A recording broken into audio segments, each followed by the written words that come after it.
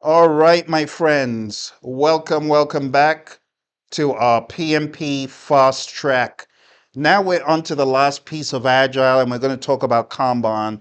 Kanban is a visual workflow management system that uses a Kanban board to illustrate what we have to do, what is currently in progress, and what we have gotten done. Cool thing about Kanban is you don't require any roles. You follow the rules and you move the work with regard to your work in progress limit. So if it's just you working on an item, it makes sense to focus on one thing. So assuming this was our priority one that needs to be done right now, I would be tracking it in the doing column, right? This is item number one because we have priorities. It's not being very cooperative, doesn't want to stick. But let's assume I'm working on item one.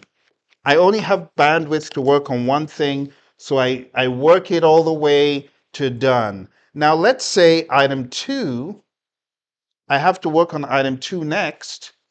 And let's say I begin to work on item two, but I get into a bottleneck and I need to hand it off to someone else.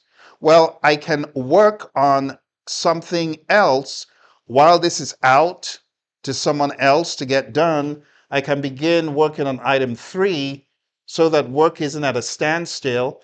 And then when item two is able to get to done, I get it to done, get item three to done, so on and so forth. So there's a flow. And that's how it works. Okay? Now, when it comes to the doing state, I want you to understand that the doing state right here, we can break these down into substates. So I can have analysis, I can have design, I can have develop, I can have test, I can have implement. And all of these could be sub-states within doing that my item will pass through, right?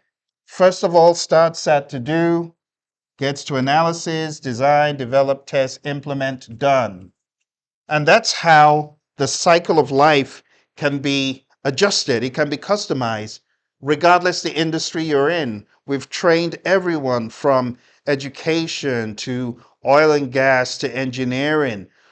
All industries, we have different companies that use this approach. Some people use this for what we call individual Kanban, and some people use this for more like a group thing.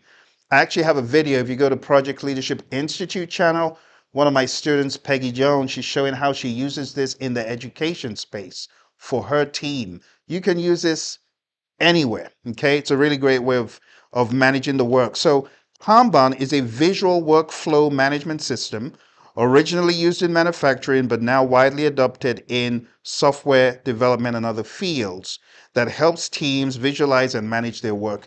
If you want to go more into this world of Kanban, look for my book, King Kanban.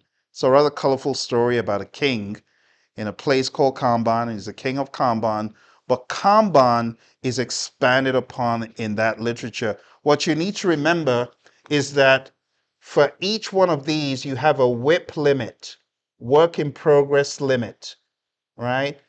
For example, we could have a 3, a 2, a 2, a 2, and a 1. And this just shows us our work in progress limit. We shouldn't exceed our WIP limit. So Kanban has some rules, right?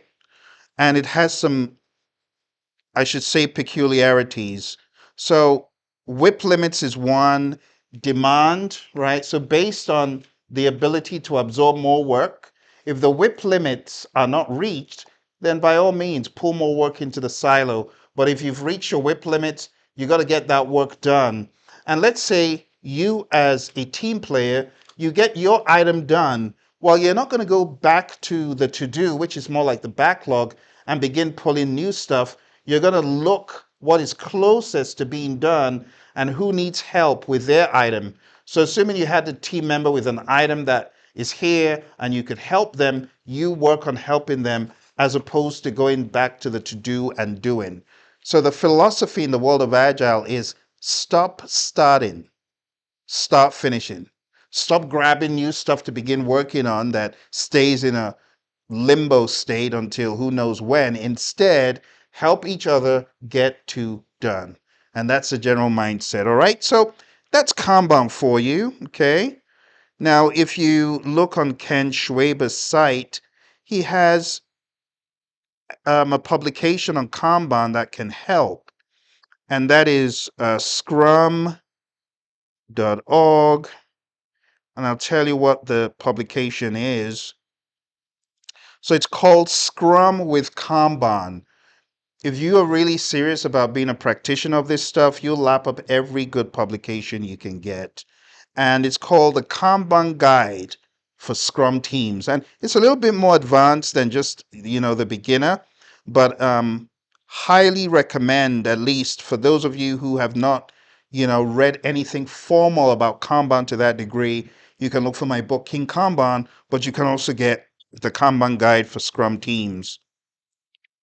And it talks about everything from Little's Law, which is also something you should know. In fact, you can search for my video on Little's Law on YouTube. It talks about limiting your whip, and it talks about how you can incorporate Kanban with Scrum. Okay? I hope you enjoy this. Remember, we're still on the journey, just talking about the Agile piece. We still got a lot to talk about to expand on it. Now, if you want more and you want to study with me, right, I've got a 50-hour program. Excuse me.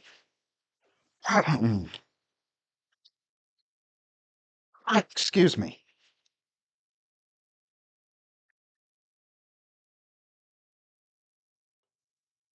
Been talking for about 5 hours straight. Oh dear.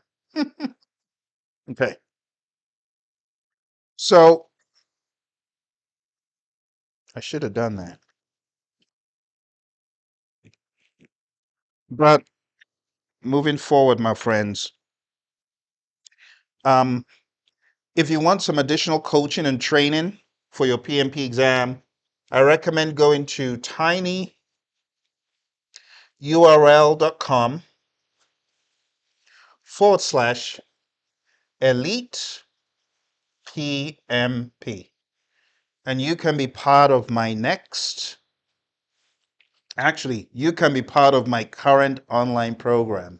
It's already uploaded, it's already there on Udemy, but I'm really keen on the long haul. So it's a very detailed, pragmatic course. I'm not after you just getting certified. I want you to get certified, but I really want you to know the content. All right? If that sounds like something that you're interested in, go on down to tinyurl.com/elite PMP. I'll see you soon. Smash the like button if you got value from this, and I'll see you next time.